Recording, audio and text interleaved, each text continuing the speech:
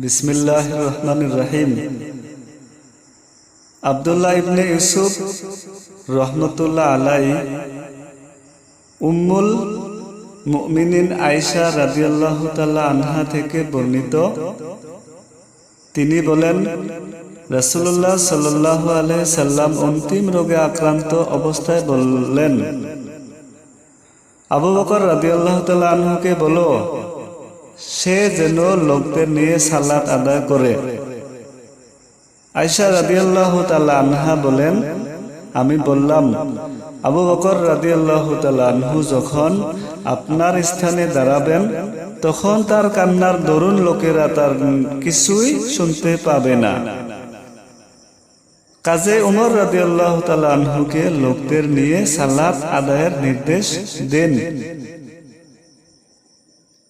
আয়েশা রাদিয়াল্লাহু তাআলা আনহা বলেন, আমি হাফসা রাদিয়াল্লাহু তাআলা আনহাকে বললাম, তুমিও নবী করিম সাল্লাল্লাহু আলাইহি সাল্লামকে বলো যে আবু বকর রাদিয়াল্লাহু তাআলা আনহু আপনার স্থানে দাঁড়ালে কান্নার দরুন লোকেরা তার কিছুই শুনতে পাবে না।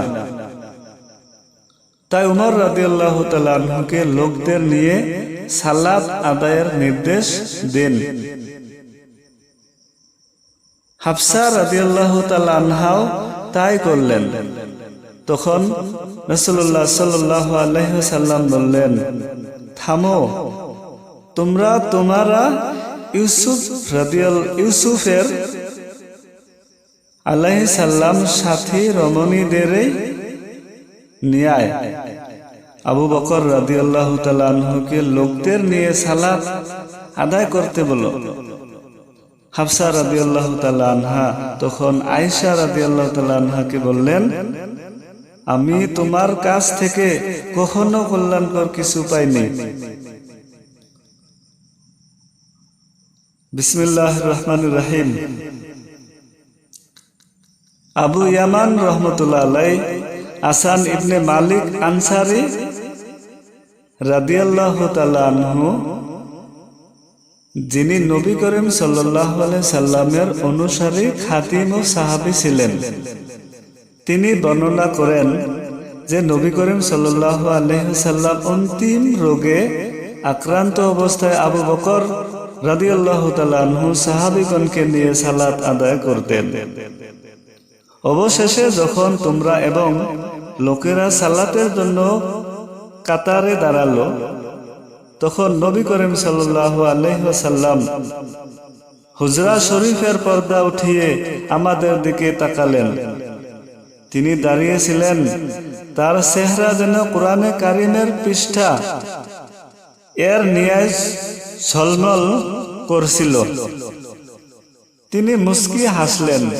নবী করিম সাল্লাল্লাহু আলাইহি সাল্লামকে দেখতে পেয়ে আমরা খুশিতে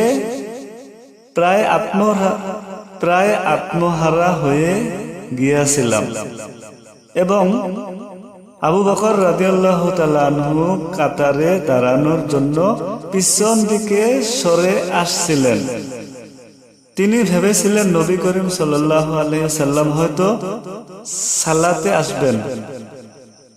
নবী করিম সাল্লাল্লাহু আলাইহি সাল্লাম আমাদেরকে ইশারায় বললেন যে তোমরা তোমাদের সালাত পূর্ণ করে নাও। এরপর তিনি পর্দা ফেলে দিলেন। সেই দিনে তিনি ইন্তেকাল করেন।